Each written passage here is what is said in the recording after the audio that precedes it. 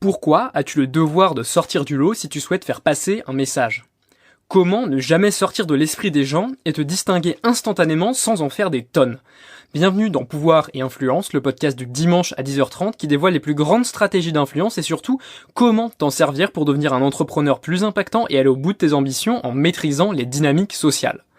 Dans ce 6e épisode de la série 48, on va voir une loi épineuse, une loi délicate et même effrayante à manier, mais on va voir les quelques détails qui font la différence et qui vont te permettre de l'utiliser efficacement.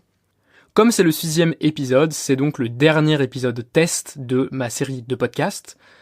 Je vais analyser les retours en milieu de semaine qui détermineront si je continue le podcast ou pas.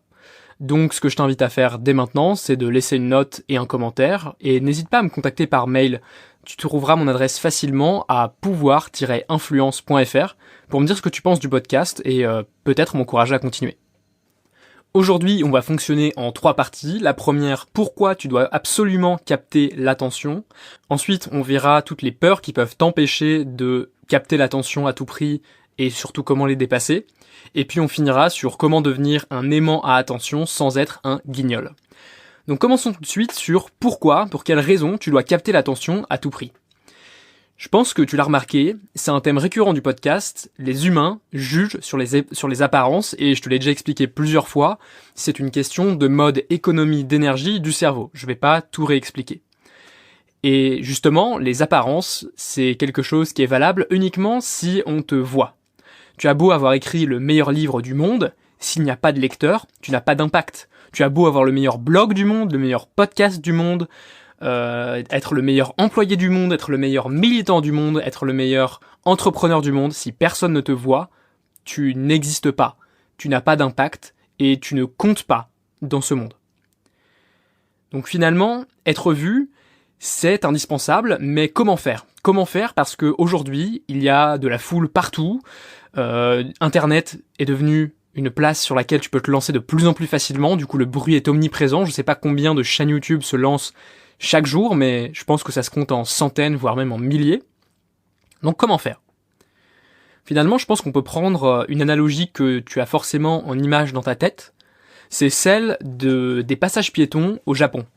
Tu sais, y a personne qui traverse la rue, d'un coup le feu se met au rouge et puis là, blam, une marée humaine de personnes qui se ruent sur le passage piéton, qui se croisent et puis ensuite hop, il y a de nouveaux personnes, les voitures passent et je pense que tu vois cette image-là. Et finalement, comment faire pour te faire voir là-dedans ? Il y a une réponse qui consisterait à dire que, en fait, pour être vu, il suffit d'être le meilleur. Ça, c'est la réponse des ingénieurs, la réponse qu'on aimerait voir en réalité, sauf que ça ne marche pas comme ça. Ça ne se voit pas en un instant que t'es le meilleur. Ça nécessite un peu de temps. Si je te parle comme ça pendant 5 minutes, peut-être que tu vas dire « Oh, il est assez intelligent » ou alors peut-être que tu vas dire « Je suis complètement con ». Mais c'est pas en une seule seconde que tu vas le remarquer. Par contre, il y a une chose que tu vas pouvoir remarquer instantanément, c'est si je suis différent. Si je suis différent, tu vas pouvoir en un clin d'œil le savoir. Et par exemple, si je voulais être remarqué au milieu d'une foule qui traverse un passage piéton par une vue hélicoptère, je pourrais, je sais pas, m'habiller en jaune canari ou alors mettre un gros chapeau rouge, enfin un truc qui capte l'attention instantanément. Le problème, c'est que s'habiller en canari ou mettre un gros chapeau rouge, ça te fait un peu passer pour un clown et c'est une énorme barrière pour nous parce que quand t'as un business, quand t'es un peu sérieux, t'as pas envie de passer pour ça et même auprès de ton employeur, t'as pas envie de passer pour un clown auprès de tes prestataires, auprès de personne en fait. Et ça crée une barrière. Et justement, on va rentrer dans la partie de ce qui t'empêche de te faire remarquer, de tous les freins qui te retiennent vis-à-vis d'attirer l'attention, de faire le maximum pour devenir un aimant à attention. Le premier truc qui t'empêche d'attirer l'attention, c'est le manque d'empathie. Le manque d'empathie, pourquoi ? Parce qu'en fait, pour attirer l'attention des gens, il faut savoir ce qu'ils remarquent. Et donc avant de vouloir placer ton produit, avant de vouloir placer ta marque, avant de vouloir te placer, il faut savoir ce qu'ils veulent, savoir ce sur quoi ils portent déjà leur attention. Je pense que tu l'as déjà remarqué plusieurs fois, à certains moments, il y a un buzz qui enflamme Internet, et puis derrière, il y a plein de chaînes YouTube qui font une vidéo dessus. Ça a été le cas pour le coronavirus, il y a beaucoup de chaînes qui ont fait une vidéo sur le coronavirus. Pourquoi ? Simplement parce que c'est un sujet qui est dans la tête des gens, les mecs voient coronavirus, ils voient que le titre a l'air un petit peu accrocheur, et bim, ils y vont. Donc finalement, c'est cette empathie-là, savoir où est déjà l'attention des gens, qui va te permettre de mieux capter l'attention. Et souvent, on est un peu concentré sur notre propre nombril, ce qui fait qu'on loupe ces éléments-là, et moi le premier. Le point suivant qui t'empêche d'attirer l'attention, c'est le manque de persévérance.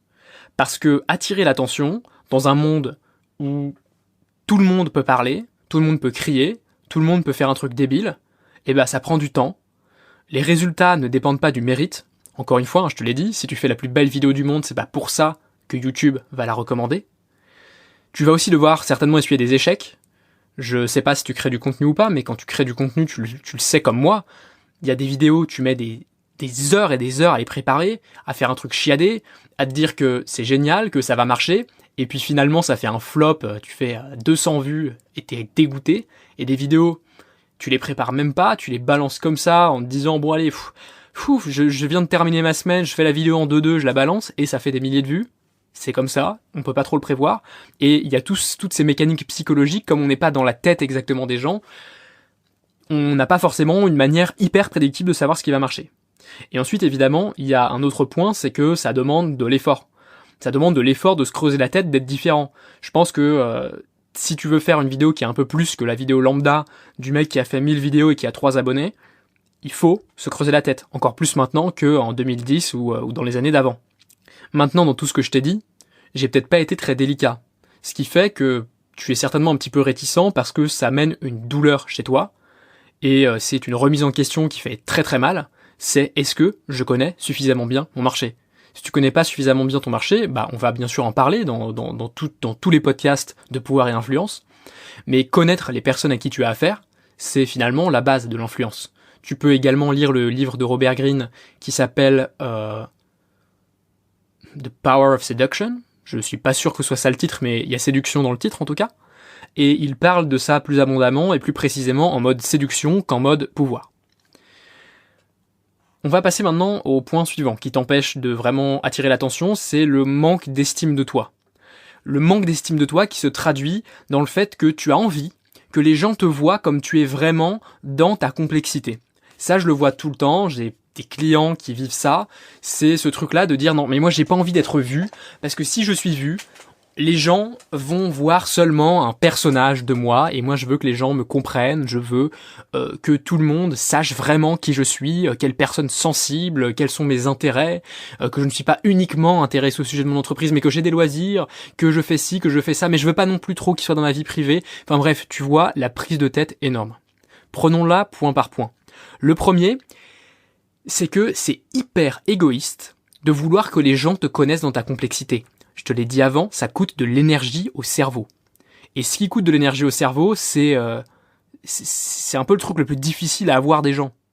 C'est plus facile de mendier 1 euro dans la rue que de mendier de l'attention à 10 personnes pendant 10 minutes. Je pense que tu comprends l'histoire. Et finalement, le problème de vouloir que les gens te voient comme tu es vraiment dans toute ta complexité, c'est que c'est anti-psychologique. Et tout ce qui est anti-psychologique, ça ne peut pas marcher. Donc au lieu de vouloir qu'on te comprenne dans ta complexité, il faut que tu crées une image qui soit facile à capter en un instant. Il faut que tu crées un signal. Les signaux, ça peut être plein de choses différentes. Ça peut être par exemple un diplôme, ça peut être un style, ça peut être une orthographe irréprochable, ça peut être ta poignée de main avec ton prochain employeur, ça peut être ta manière de t'exprimer, ça peut être ton branding, on en a parlé dans l'épisode 5. Bref, il y a plein de manières de transmettre un message directement par ton apparence et par ce que tu veux refléter, mais dans tous les cas, ce sera pas la complexité de ta personnalité parce que tout simplement, c'est pas possible. Une autre peur qui empêche beaucoup de gens de vraiment se montrer, Et c'est pas uniquement, je veux t'arrêter si tu te dis ouais non mais moi c'est bon, je fais des vidéos sur YouTube, du coup j'ai pas ces peurs là. En fait c'est des peurs qu'on a tous. Parce que là par exemple, tu le verras dans la suite, je vais te proposer des stratégies et ces stratégies font peur. C'est-à-dire que le fait de créer un scandale sur toi-même, il faut avoir l'ego bien accroché, il faut savoir ce que tu fais, et évidemment dans ces moments-là, la raison pour laquelle tu le fais pas, c'est parce que t'as peur du rejet et peur de déplaire. Parce que plus tu es vu, plus tu as des haters. C'est normal. Plus tu as des gens qui te détestent, des gens qui te crachent dessus, des gens qui t'insultent. Et ça, tu le verras très rapidement dans YouTube notamment. Et en fait, il y a deux choses qui sont opposées.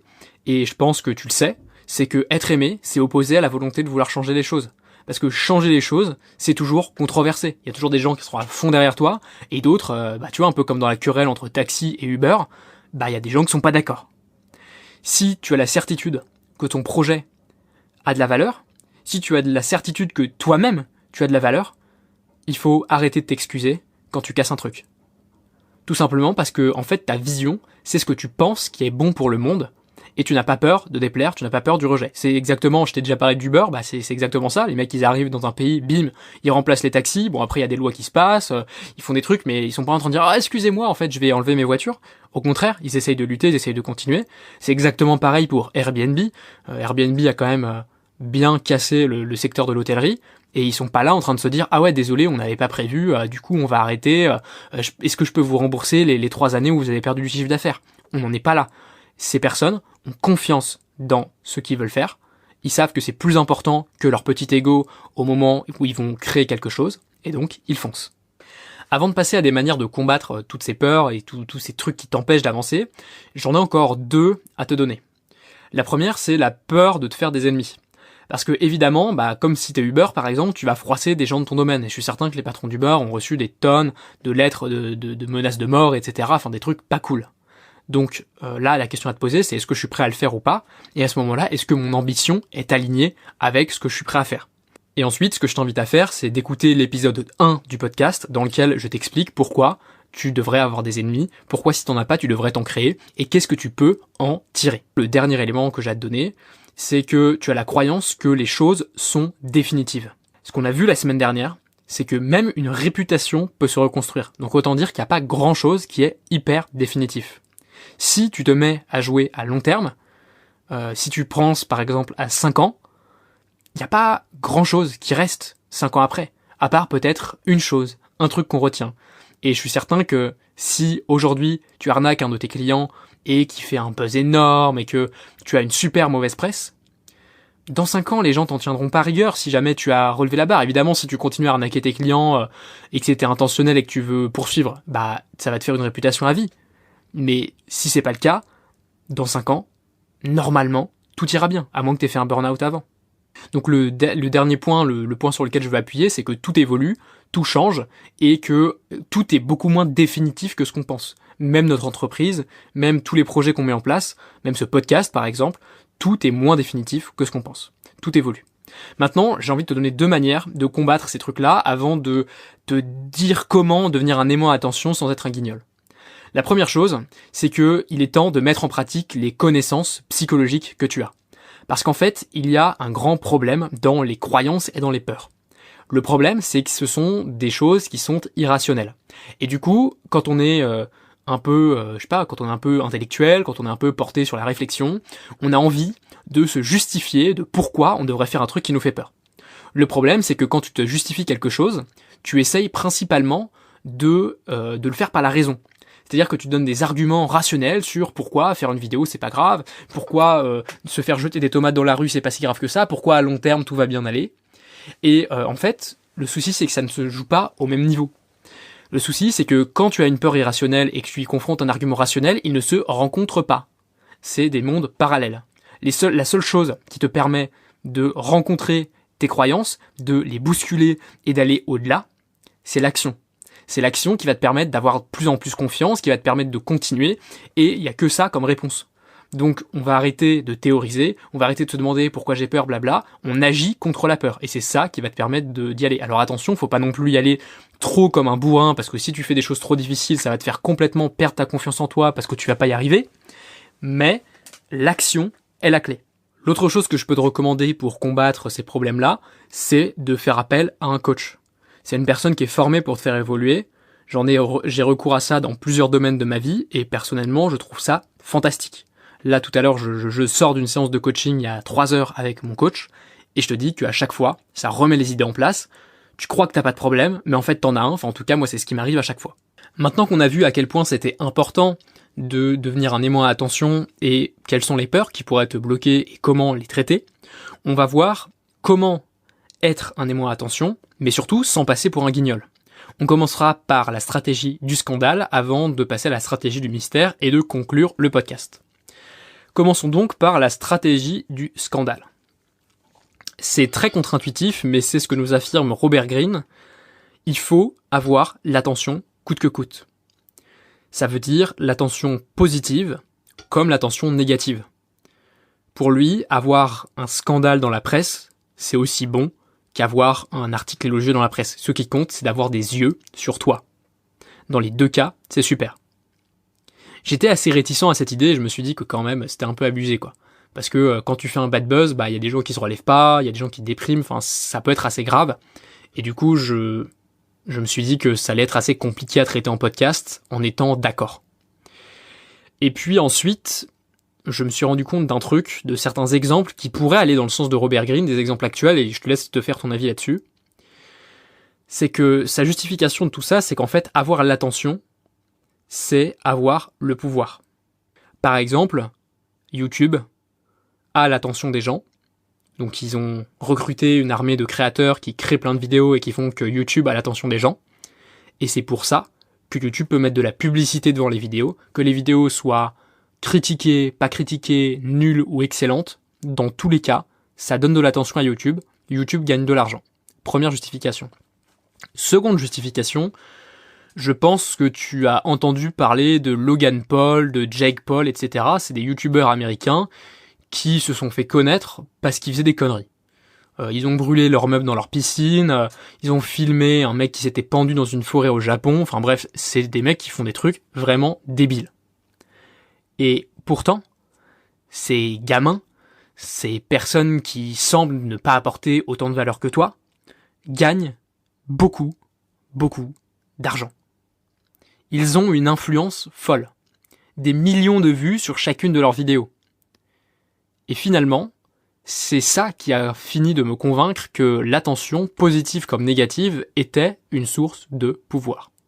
Une source de pouvoir non seulement parce qu'elle rapporte de l'argent, mais aussi une source de pouvoir parce que aujourd'hui, tu ne peux pas, à ton échelle, maintenant, avoir plus d'influence que Jake Paul et Logan Paul sur la jeunesse américaine. C'est eux qui ont les rênes, c'est eux qui décident, c'est eux qui font les règles.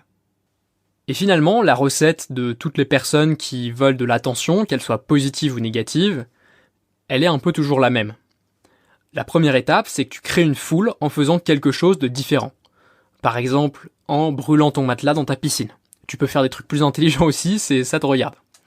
Et la deuxième étape, c'est qu'une fois que tu as les yeux de tout le monde, tu diriges la foule là où tu veux. Par exemple, je reprends l'exemple de Logan Paul, le mec vend des fringues, des mugs, il vend plein de trucs différents, plein de merch, comme disent les Américains, et ça lui réussit très bien. L'autre chose, c'est que par exemple, un autre exemple qui serait peut-être un petit peu plus positif, c'est que tu pourrais sauver un enfant d'un incendie, et ensuite tu te fais interviewer par la télé, et tu parles de la cause qui te tient à cœur. Ça a notamment été fait il y a très peu de temps par des militants Black Lives Matter dans une manifestation.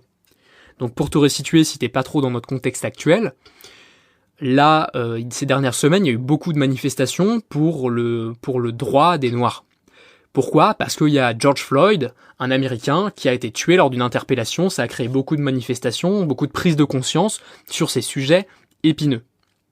Et du coup, il y a eu plein de manifestations, des manifestations de mecs racistes et des manifestations de mecs qui veulent défendre le droit de tout le monde d'exister, d'être heureux et de pas se faire tuer quand il sort dans la rue.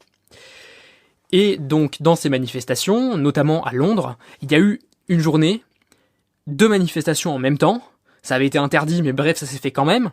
Et ces deux manifestations, c'était quoi? Il y en avait une, c'était les pros droits des Noirs, droits des ethnies d'exister, d'avoir les mêmes droits, de pas être jugés, etc. Et d'un autre côté, des mecs qui se sentaient un peu délaissés, des mecs qui les White Lives Matter, quoi. Et du coup, forcément, ça a été interdit parce que il y a un conflit, parce que risquait d'y avoir de la violence. Et qu'est-ce qui s'est passé? Il y a un groupe de militants Black Lives Matter qui avaient prévu de pas y aller, puis ils se sont dit merde, il faut qu'on y aille quand même. Il y a la jeunesse risque de faire des bêtises, va y avoir des conflits. Ces mecs-là sont allés dans la manifestation et ils ont fait le tour des news parce qu'en fait il y a eu un moment en affrontement dans un escalier et ces hommes-là ont sauvé la vie d'un manifestant qui était contre eux parce qu'il allait se faire rouer de coups par les jeunes de leur manifestation Black Lives Matter. Et là, finalement, ces gens-là, en ayant sauvé un raciste, en ayant sauvé une personne qui était contre leur cause, font passer un message. Il y a une histoire à raconter, il y a des émotions, il y a quelque chose qui se passe quand je te raconte ça, tu vois, je me dis, mais putain, ces mecs-là, c'est fort ce qu'ils ont fait. Et là, ils ont peut-être pas voulu faire ça comme un message marketing, mais finalement, c'est ça le résultat. Le résultat, c'est de dire que oui, on se bat, mais on se bat pas contre vous. En fait, on veut être copains, on veut que tout le monde s'entende bien et on veut que ça se passe nickel. Et ça, c'est un message fort. Et ensuite, quand ils ont raconté leur histoire, quand ils ont raconté pourquoi ils ont sauvé cette personne-là, ils ont pu faire passer leur message, ils ont pu faire passer un message bien plus fort que si c'était un mec avec un mégaphone qui était en train de crier au milieu de tout le monde. Donc là, comme tu l'as vu, il y a plein de manières différentes de capter l'attention. Des manières positives, des manières négatives, des manières violentes, des manières pacifistes. Mais le truc important, c'est d'être différent. Et je pense qu'un élément également essentiel, c'est de faire appel aux émotions. Parce que les émotions, ça se partage, les émotions, ça donne de l'élan à une foule. Et trouver ce truc-là, trouver le truc qui va te faire la différence par rapport aux autres, c'est un vrai travail, c'est quelque chose qui est difficile, mais que je t'invite quand même à faire. Ce que nous dit Robert Greene, finalement, pour conclure tout ça, c'est que tant que tu n'as pas l'attention, tu dois mettre toute ton énergie dans le fait de l'obtenir. Avant de créer tes grandes théories sur comment tu vas capter l'attention, lance ta chaîne YouTube, lance ton blog, fais quelque chose, parle, exprime-toi. Mais de manière concrète, on peut se poser la question, comment faire ? Comment faire pour avoir cette attention qui est si difficile à capter? Comment faire pour finalement avoir l'attention que tout le monde veut? Que Instagram, Facebook, YouTube se disputent, que tous les créateurs veulent avoir, que tous les influenceurs cherchent à capter? Comment faire? Ce que nous conseille Robert Greene, et c'est quelque chose dont je t'ai déjà parlé dans d'autres podcasts, c'est de te créer une réputation. Je crois que c'est dans le tout dernier épisode, dans le dernier épisode juste avant celui-là que je t'en ai parlé. C'est de te créer une réputation basée sur une qualité qui fait parler. En gros, l'image, c'est t'arrives dans une soirée, tu parles aux gens, et quand les gens rentrent chez eux, ils ont envie de parler de toi, et le lendemain, quand ils sont dans leur groupe de potes, ils disent, bah tu sais quoi, j'ai rencontré un mec, et il fait ça, il est engagé comme ça, il avait un chapeau, il avait une boucle d'oreille, et il faisait tous ces trucs-là, et c'est dingue. En fait, le tout, c'est que toi-même, tu deviennes une histoire. Que toi-même, les gens te voient et ils aient instantanément un truc à raconter. Je pense que tu as déjà rencontré des gens comme ça, des gens qui sont hyper bons pour raconter. Le problème, c'est que tout le monde n'est pas bon pour raconter. Et donc, tu dois les aider. Tu dois aider les gens à te raconter. Tu dois aider les gens à se dire, mais sur quoi est-ce que je porte mon attention? Par exemple, j'ai rencontré un mec, c'est un expert de la motivation. Il m'a dit 2 trucs et franchement, ça a révolutionné mon monde. Ou alors, j'ai rencontré Wim Hof. C'est un mec qui se baigne dans des glaçons, il survit là-dedans alors que tout le reste des gens mourraient, et il apprend aux gens comment le faire. Ça, c'est un truc qui est hyper remarquable et qui se raconte bien. Parce que en plus, il y a de l'émotion. Le mec se fout dans des glaçons, il fait quelque chose qui pourrait le tuer. Il fait quelque chose qu'une personne normale mourrait en faisant. Mais lui, non. Lui, ça va. Et donc forcément, ça crée quelque chose, ça crée une émotion, ça crée un truc qu'on a envie de raconter. Donc, cette qualité, pour aller un petit peu plus loin que les autres, que la dernière émission, c'est une qualité qui doit faire parler. Comment faire parler? Le premier élément, c'est d'être transgressif. Comment être transgressif? Tu peux aller voir du côté des 7 péchés capitaux, c'est pas mal. Les 7 péchés capitaux, c'est biblique, mais c'est vachement intéressant en fait. Parce que ça te permet de savoir un peu quels sont les grands péchés que depuis longtemps on n'assume pas trop, quoi. Et en fait, si tu permets aux gens de vivre ces trucs, de vivre un interdit, tout d'un coup, ils sont contents. C'est un peu Game of Thrones, tu vois. Game of Thrones, il y a tout le pire de l'humanité dedans. Il y a des viols, il y a de la violence, il y a des meurtres, il y a plein de choses qui sont hyper transgressives et qu'on n'oserait pas faire, et du coup, on vit ça un peu par procuration dans la série. Tu peux aussi entrer dans un combat pour une cause, entrer dans un combat contre des gens, et faire en sorte que les gens se reconnaissent en toi. Par exemple, tu pourrais lancer un combat contre l'éducation traditionnelle qui formate les gens. Et là, je suis sûr qu'il y a plein de gens qui voudraient te suivre.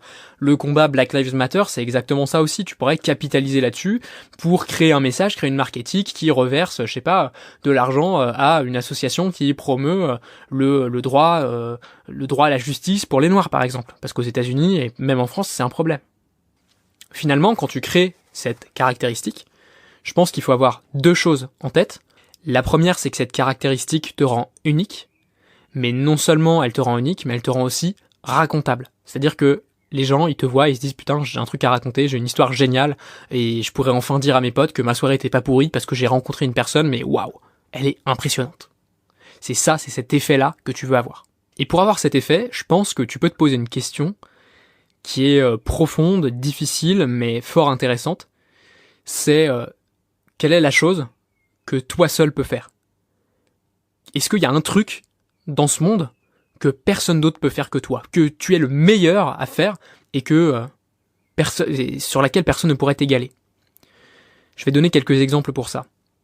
Le premier exemple, c'est Andreas M. H-E-M. Donc Andreas comme Andreas et M H-E-M. Ce mec-là, c'est un génie du montage vidéo et des effets spéciaux.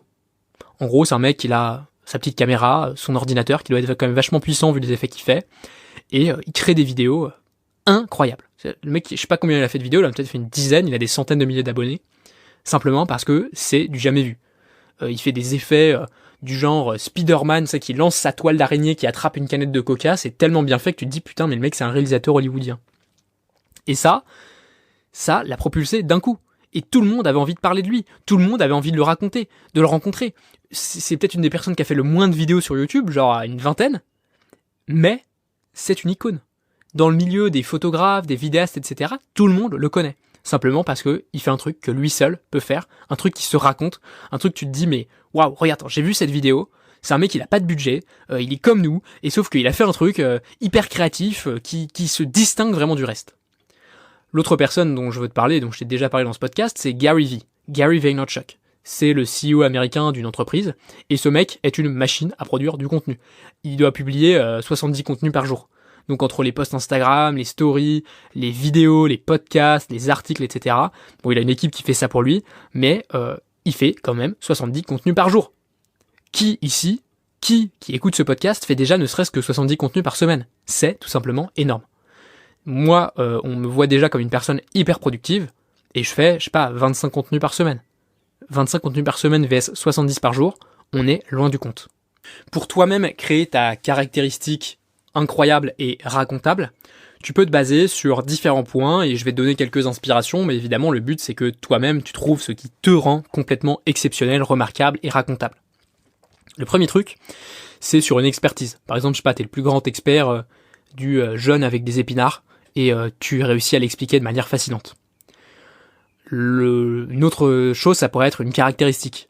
Par exemple, tu es Idriss Aberkan, tu as passé plein de doctorats, et en fait, tu dis fuck le système. Et le fait d'avoir plein de doctorats, c'est une caractéristique intéressante. Tu peux aussi parler de résultats clients. Par exemple, mes clients dans les 10 derniers mois ont réalisé 15 millions d'euros de chiffre d'affaires. Ou alors plus, ou alors un autre truc, ou alors mes clients sautent en parachute alors qu'ils avaient le vertige. Enfin bref, tu vois le truc, c'est un résultat client mais qui est exceptionnel, quoi. Un truc où tu te dis mais comment il a fait? Donc là-dessus, comment faire? Il faut que tu racontes l'histoire de ton client, genre le mec désespéré, et puis ensuite à quel point c'est génial le résultat qu'il a eu. Ensuite, tu peux aussi distinguer par ta mission. Ta mission, ça pourrait être sauver le monde de la famine, ça pourrait être, tu fais des missions humanitaires, ça peut être Elon Musk qui veut complètement sauver la planète. Là-dedans, tu pourrais aussi mettre Steve Abdelkarim. Steve Abdelkarim, c'est un mec qui a le site trans-formation.org, fr, comme je sais pas. Mais c'est un gars qui a une mission forte. tu le vois sans arrêt sur des missions humanitaires, il parle beaucoup de ces choses-là, il s'engage dans des radios, etc. Enfin, il parle beaucoup, il parle avec un franc-parler assez exceptionnel, il a plein de caractéristiques remarquables. Et quand tu le rencontres, tu dis, voilà, j'ai rencontré un type qui, et justement, il a aussi une caractéristique exceptionnelle, c'est qu'il était commando avant. Donc j'ai rencontré un type qui était commando, et en plus il fait de l'humanitaire, et c'est génial, et c'est fantastique. Et là, du coup, tu vois, ce mec-là a réussi à créer des caractéristiques racontables. Et quand je dis créer, c'est pas péjoratif dans le sens où il a créé de toutes pièces, c'est peut-être, il l'a vécu. Il a utilisé son passé pour créer ces choses-là.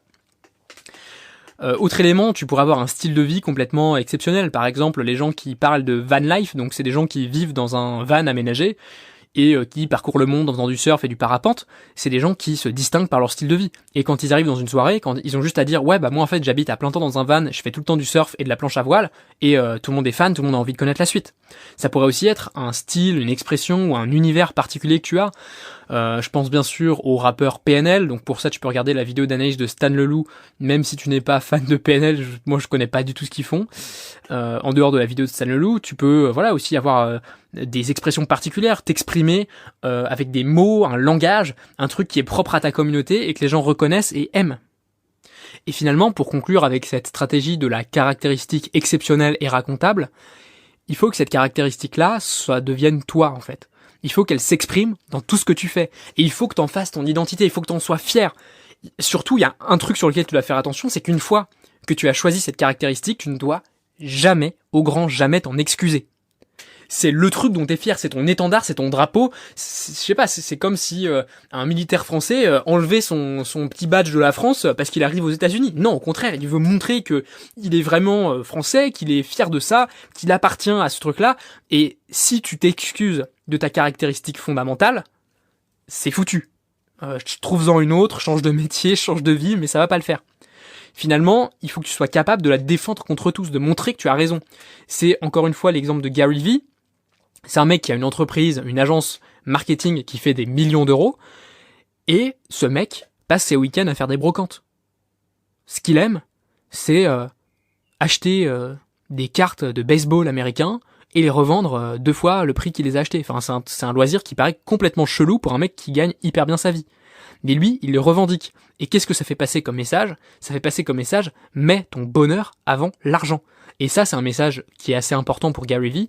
Et du coup, le fait de, envers et contre tous, faire ses petites brocantes, faire sa petite affaire, et bah, ça crée quelque chose de mémorable. Et tu te dis, putain, le mec, c'est un grand CEO d'une super boîte qui sert des plus grandes marques du monde dans leur marketing.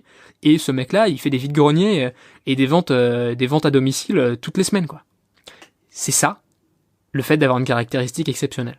Là, peut-être que tu te dis que c'est un peu complexe ce que je t'ai raconté et que je t'ai parlé de plein de gens qui avaient plusieurs caractéristiques différentes en même temps et que du coup, ça va être compliqué. Moi, ce que je te recommande de faire, c'est dans un premier temps, t'en prends une seule et tu te bases là-dessus. Ou alors, tu utilises ton histoire personnelle pour faire passer un message particulier. Ce sera déjà bien suffisant. Ensuite, maintenant, je vais te parler de quelques autres manières que de te créer une caractéristique exceptionnelle pour capter l'attention. La première manière, si tu n'as aujourd'hui aucune audience, aucune attention, c'est d'attaquer une personne célèbre. C'est de créer un scandale, de dévoiler quelque chose. C'est souvent utilisé par des youtubeurs qui disent que voilà, on a enfin découvert le scandale de l'agroalimentaire, viens voir ma vidéo. Ça marche très bien et c'est quelque chose qui fonctionne. Après, faut voir. Moi, je suis pas forcément hyper à l'aise avec le fait d'attaquer quelqu'un parce que je trouve pas ça forcément hyper juste. Mais tu peux te débrouiller pour le faire. Enfin bref, à toi de voir, à toi de savoir où tu mets ta ligne. Moi, c'est un truc que j'ai pas trop envie de faire, mais c'est une bonne technique. Ensuite, y a un autre moyen qui, là, pour le coup, fait peur, très très peur, c'est de créer des polémiques autour de toi. De faire en sorte qu'il y ait des gens qui se moquent de toi, de te moquer toi-même de toi, ou par exemple, de lancer des rumeurs. De dire, je sais pas, une stratégie, je pense, marketing qui serait hyper intelligente, ce serait, je sais pas, tu crées une chaîne YouTube que tu montes jusqu'à quand même quelques dizaines de milliers d'abonnés, et ensuite tu payes un YouTuber un peu polémique pour montrer à quel point t'es un escroc et te dévaloriser, dire que franchement tu vaux pas un clou, créer un titre hyper putaclic, faire 1 million de vues, et sur le million de vues, il y a plein de gens qui iront voir ta chaîne, qui se rendront compte qu'en fait t'es pas si mal que ça, et que peut-être qu'il y a quelque chose à tirer de toi, et ça créera un buzz énorme. Il y a eu ça a fait pas mal de bruit ces dernières années, un reportage, je crois que c'était dans M6 Capital, sur l'industrie du développement personnel, David Laroche, etc., en les décrivant comme des escrocs.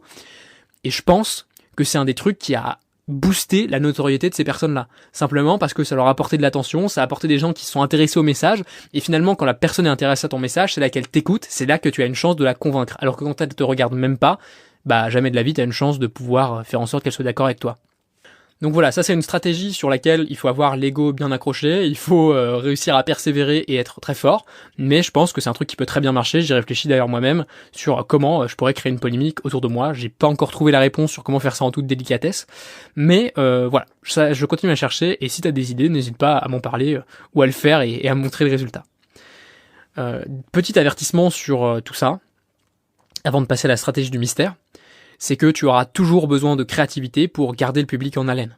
Si tu commences à devenir prédictible à un moment, que tu fais un peu toujours le même coup, forcément ça va beaucoup moins bien marcher. Et donc ça c'est un des inconvénients de ce truc où tu dois toujours attirer l'attention, c'est que finalement tu dois un peu toujours t'agiter dans tous les sens, toujours faire une nouvelle figure, toujours créer quelque chose de nouveau, sans encore une fois paraître pour un clown, et c'est quelque chose qui est assez compliqué. Une manière qui serait peut-être un petit peu plus délicate de le faire, une manière un petit peu plus cachée, mais qui pour le coup est moins efficace si tu n'as pas encore d'audience du tout, ce serait la stratégie du mystère. C'est une stratégie qui, je pense, est très efficace pour garder l'attention une fois que tu l'as, et voire l'augmenter un petit peu si tu te débrouilles bien. Je vais commencer par te parler de 4 manières de créer le mystère, et ensuite on verra 3 précautions indispensables à prendre, parce que sinon ça va te brûler les ailes. Première manière de créer du mystère, c'est d'être imprédictible. Je pense que t'aimes comme moi les séries Netflix, et pourquoi on aime une série Netflix? Tout simplement parce qu'il y a du suspense. Et en général, les personnages charismatiques, comme Hank Moody dans Californication, ils font toujours un truc inattendu. Ils ont une stratégie, un plan, un truc on se doute pas, et ça vient nous surprendre. C'est exactement pareil dans La Casa de Papel, par exemple, le personnage du professeur, très emblématique, est toujours un peu mystérieux parce qu'on sait qu'il est hyper intelligent et on se dit mais qu'est-ce qui va encore nous sortir pour se sortir de cette merde. En gros la série c'est tout le temps ça, c'est on met les personnages dans la merde, on sait que le professeur est un génie et tous en haleine on regarde on regarde bouche bée comment le professeur va nous permettre de se sortir de cette merde, et c'est toujours ça la série, et c'est ce côté imprévisible, inattendu qui fait qu'on aime ça. Et en fait toi si tu veux avoir ce côté mystérieux, si tu veux réussir à capter l'attention des gens, il faut que tu deviennes comme une série, il faut qu'on ait envie de connaître la suite. Et pour ça, ça peut être pas mal ça peut être une stratégie intéressante, notamment en vidéo, mais aussi dans des bouquins. Enfin, je pense qu'il y a plein de manières de l'appliquer, et là-dessus je te laisserai mettre en place ta créativité, mais je vais te donner un exemple. L'exemple, ça pourrait être Casey Neistat. Casey Neistat, il a créé pendant je sais pas combien de temps un vlog par jour, donc une vidéo par jour dans laquelle il filme son quotidien, et à chaque fois, même une journée banale, il tournait ça en aventure extraordinaire, il faisait des mises en scène, et il y avait des vraies qualités qui ressortaient de ça. On voyait un mec authentique, un mec positif, un mec dynamique, et c'est ça qui faisait qu'il était différent. Si ça allait pas dans ta journée, il y avait un seul truc que t'avais envie de faire, c'était regarder Casey Neistat. Le mec a une merde, il est quand même souriant, il est hyper dynamique, il est plein de ressources, et t'as envie de voir ça. Et finalement, tu vois qu'il respecte, qu'il a des qualités hyper remarquables, exactement comme je t'en parlais dans le début du podcast, et qu'en plus, il réussit à créer le mystère en ayant toujours des aventures et des manières originales de s'en sortir. La deuxième manière de créer du mystère, c'est un peu l'histoire du héros, c'est de créer des mystères sur ton passé. Aujourd'hui, tout le monde veut raconter son histoire dans un super storytelling qui montre que tout a un sens, que quand il a eu un accident à 4 ans, ça a déclenché je sais pas quel truc, et du coup a envie de donner énormément de détails. Mais je pense que la clé d'un bon storytelling, c'est un storytelling qui laisse une part de flou, qui laisse une part de magie autour de la compétence que tu as créée. Il y a par exemple une série qui a duré très longtemps, beaucoup trop longtemps à mon goût, j'ai pas réussi à la terminer tellement c'était chiant au bout d'un moment, c'est la série Arrow. Donc comme une flèche en anglais. Et c'est une série en gros où le seul intérêt de la série c'est t'as un mec qui a des capacités extraordinaires, une sorte de super-héros justicier, et toute la série consiste à reconstituer le passé mystérieux de ce mec qu'il a oublié parce qu'il était amnésique. C'est que ça la série, juste découvrir le passé du mec. C'est pour te dire à quel point c'est puissant, à quel point ton passé a des ressources qui sont inattendues. Je vais donner des exemples très concrets que je pourrais voir maintenant chez une personne. Ça pourrait être par exemple, imagine t'es prof de méditation, moi, si j'étais prof de méditation, je commencerais par faire un voyage de 2 mois en Himalaya. J'irais rencontrer un maître en haut d'une montagne et ensuite je dirais à tout le monde que j'ai appris tel et tel truc en haut de la montagne. Suivez-moi, vous allez apprendre les mêmes trucs que ce que m'a appris le maître en haut de la montagne. Et là, du coup, tout de suite, c'est hyper mystérieux. Tu peux dire ouais non, mais attends, je peux pas trop le révéler. C'est une technique secrète du grand maître. Du coup, faut vraiment absolument que tu sois dans ma formation ou que tu suives très bien mes conseils YouTube parce que sinon, tu vas pas réussir à connaître cette méthode du grand maître. Ça, vraiment, excellente stratégie. Il y a une personne qui utilise ça à merveille et c'est le personnage de Arnaud Rioux. Rioux, ça s'écrit R-I-O-U. C'est une personne qui est chamane moderne, et qui raconte toujours l'origine de ses enseignements, et souvent ça fait partie d'un voyage initiatique qu'il a eu avec des chamans en Mongolie, puis ensuite il en a rencontré en Amazonie, puis ensuite il nous explique qu'il communique avec tous ces chamans par des réseaux chamaniques, même sans les voir, etc. Et tout ça crée vraiment un côté mystique, un côté mystérieux, et on se dit mais on a envie d'y croire, on a envie de plonger dans son monde, on a envie de se dire mais d'où est-ce que viennent tous ces conseils? C'est quand même extraordinaire. Et donc, tout ce côté mystérieux de l'histoire de ton passé, c'est quelque chose qui est très puissant et tu dois résister à une tentation en particulier, c'est la tentation de donner des précisions. Tu l'as vu dans l'épisode dites-en toujours moins que nécessaire. C'est pas la peine de donner trop de précisions. Laisse les gens débattre, laisse les gens un peu dans le flou, laisse les gens se raconter les histoires qu'ils ont envie de se raconter et ce sera beaucoup plus puissant. Avant-dernière stratégie pour créer du mystère, et qui pour le coup je pense est un peu plus simple à mettre en place, c'est la stratégie du mystère au quotidien. Devient finalement le Don Corleone de ton métier. Don Corleone dans la série de films Le Parrain, c'est un gars, tu sais jamais ce qu'il pense. Si t'es contre lui, tu flippes à mort parce que tu te dis mais en fait je lui ai dit un truc, mais qu'est-ce qu'il en a pensé? Il paraît que pas mal de rois étaient comme ça. Alors attends, je crois que c'était Louis XIV, c'est Robert Greene qui pense cet exemple. En gros, ses conseillers venaient le voir, ils flippaient leur race parce qu'ils avaient peur de dire une connerie, et puis le mec leur disait ok, on va voir. Et puis ensuite, ils n'avaient plus aucune nouvelle de la loi qu'il lui avait proposée. Et puis éventuellement, s'il était d'accord, il l'avait créée, il l'avait mise en place. Et puis s'il n'était pas d'accord, les gens ne le savaient jamais et la loi n'était jamais mise en place. Et ça, finalement, je vais pas t'en parler plus abondamment parce que c'est un truc dont j'ai déjà parlé dans 2 épisodes complets de ce podcast. Ces 2 épisodes, c'est 10 ans toujours moins que nécessaire et dissimule tes intentions. C'est 2 trucs qui te permettront de comprendre cette stratégie du mystère dans ta communication au quotidien. Dernière manière très efficace de créer du mystère, c'est de créer du mystère dans ton offre. De ne pas trop en expliquer, de teaser un petit peu là-dessus et de donner des commentaires qui ne donnent jamais l'entièreté de la vérité.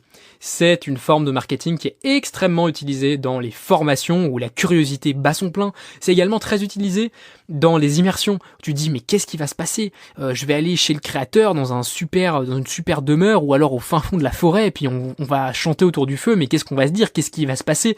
Les participants ont l'air hyper transformés mais ils disent pas vraiment comment. Et ça crée un mystère incroyable. Et finalement, pourquoi? Parce que tu as une manière de faire vivre une expérience au public. J'ai interviewé aussi sur ma chaîne Riche de Temps des conférenciers, et certains conférenciers font des choses inattendues. Par exemple, ils peuvent chanter quelque chose, ils peuvent faire un coaching en live qui retourne le cerveau d'une personne. Bref, avoir une manière d'être différent, mystérieux et de sortir du lot. L'autre manière de créer une offre mystérieuse, c'est bien sûr d'avoir un mécanisme unique. C'est un concept qui est exploité et réexploité dans les bouquins de copywriting.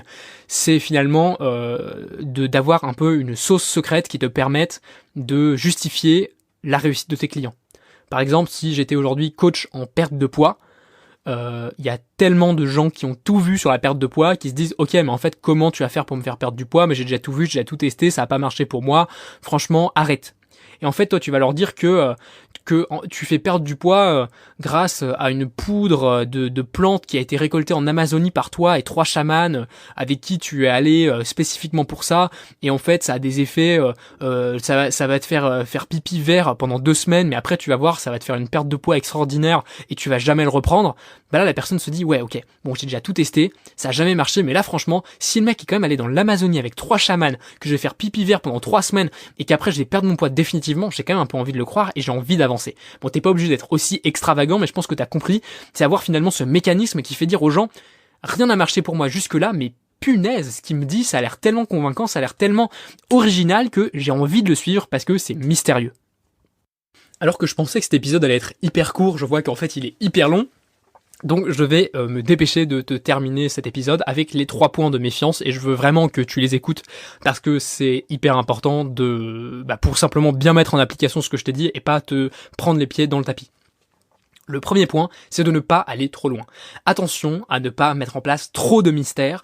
Attention à ne pas devenir menaçant, à ne pas devenir un bouc émissaire. Parce que finalement, les gens mystérieux ont aussi bon dos. Finalement, le fait que je vais pas partir trop loin là-dessus, je suis pas historien, mais le fait qu'on persécute les juifs depuis si longtemps, c'est peut-être qu'ils ont un peu ce côté mystérieux, ce côté ouais, ils réussissent à gagner de l'argent, on sait pas trop ce qu'ils font. La raison pour laquelle on veut persécuter les francs-maçons, etc., c'est parce que ils sont mystérieux, on sait pas trop ce qu'ils font, du coup on se dit oh là, peut-être qu'ils dirigent le monde, etc. Enfin bref, c'est les théories du complot, moi j'y crois pas, mais ça rassemble quand même beaucoup de gens, et donc si t'es trop mystérieux, t'as un peu ce risque de susciter ces envies, ces jalousies, et finalement qu'on te prenne pour un bouc émissaire. L'autre chose sur laquelle tu dois faire très attention de ne pas aller trop loin, c'est que tu ne dois jamais faire d'ombre aux personnes qui sont au-dessus de toi. Ça, on en a parlé dans le tout premier épisode du podcast, c'est hyper important. Parce que sinon, les autres vont te mettre des bâtons dans les roues, ils vont couler ta réputation, et ce sera très rapidement fini pour toi.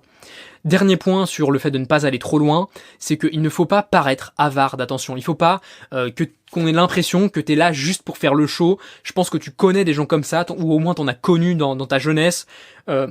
C'est hyper chiant d'avoir des gens insécures autour de toi qui sont tout le temps en train de la ramener, tout le temps en train d'agiter leurs bras dans tous les sens, tout ça pour avoir un petit peu d'attention.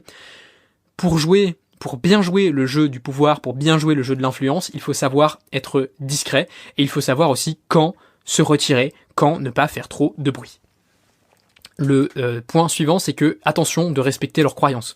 Je t'ai dit qu'il fallait être différent, je t'ai dit que c'était important d'être vraiment disruptif et que les gens aient quelque chose à raconter à propos de toi, mais fais attention à ne pas trop les confronter, à ne pas trop chambouler toutes leurs idées. Le truc c'est que c'est bien de changer les croyances des gens, mais si tu y vas trop frontalement, ça va pas marcher. Par exemple, si je te promets que demain tu vas réussir à faire un saut à la perche à plus de 6 mètres parce que j'ai une boisson magique, tu vas pas me croire. Tout simplement parce que c'est pas logique, c'est pas normal, c'est pas rationnel, et toi, à l'heure actuelle, t'es pas prêt à le croire. Exactement pareil que si je te dis viens, achète ma formation à 4 000 € et demain t'es millionnaire en bitcoin. Tout simplement parce que je t'ai peut-être pas expliqué comment je vais pouvoir te rendre millionnaire en bitcoin, et tu n'y crois pas encore. Donc il faut que tu fasses des choses disruptives, un peu contraires à la pensée commune, mais qui soient pas non plus complètement à l'opposé de ce que les gens croient. Si je peux aller de manière plus grossière, tu vas pas convaincre un catholique en lui disant que Dieu n'existe pas. Le tout dernier point de vigilance sur lequel je veux vraiment absolument porter ton attention, c'est peut-être le plus important de tout ce podcast, c'est d'éviter d'être trop concentré sur toi. En fait, quand on veut créer du mystère, quand on veut créer notre branding, quand on veut créer cette fascination autour de notre image de marque, autour de ce qu'on fait, on a tendance à beaucoup penser à nous et à beaucoup moins penser à l'autre. Alors que finalement, la chose la plus importante, c'est cette capacité d'empathie dont je t'ai parlé au début de l'épisode. C'est cette capacité à te mettre dans les pompes de l'autre pour savoir ce qui va le fasciner. Donc évite absolument de tellement te concentrer sur toi, ton branding, te poser des questions, que tu en oublies le client final, que tu en oublies la personne que tu veux conquérir. Ça vraiment, c'est un conseil hyper important.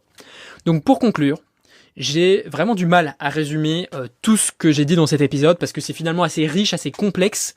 Je vais juste terminer en 2 mots en te disant que c'est un épisode où particulièrement faut prendre les choses en douceur parce qu'il y a vraiment une fine balance entre avoir la bonne réputation parce que t'as fait beaucoup de bruit et être un simple amuseur qui n'a aucune crédibilité. Je connais personnellement pas mal de youtubeurs qui se sont lancés en tant que mec un peu drôle et qui aujourd'hui s'en mordent les doigts parce que ils ont été drôles, ils ont créé plein d'attractions autour d'eux, mais ils ont attiré surtout beaucoup de touristes et ils ont du mal à transformer ça en business, à se mettre dans une dynamique qui est plus intéressante et rentable pour eux.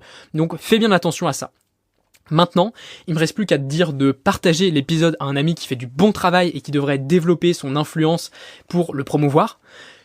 Note aussi le podcast 5 étoiles avec un commentaire pour me dire ce que tu as aimé et si tu veux continuer à écouter le podcast Pouvoir et Influence chaque semaine.